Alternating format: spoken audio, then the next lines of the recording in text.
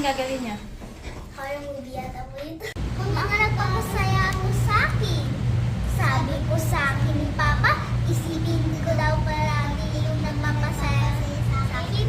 Halo-halo, sibipo, mga crayons, at ngayon dagat. Tawagin ko kayo para hindi kayo lagi nakasimangot. Oo, ganito. Ang bait niyo po sa akin eh.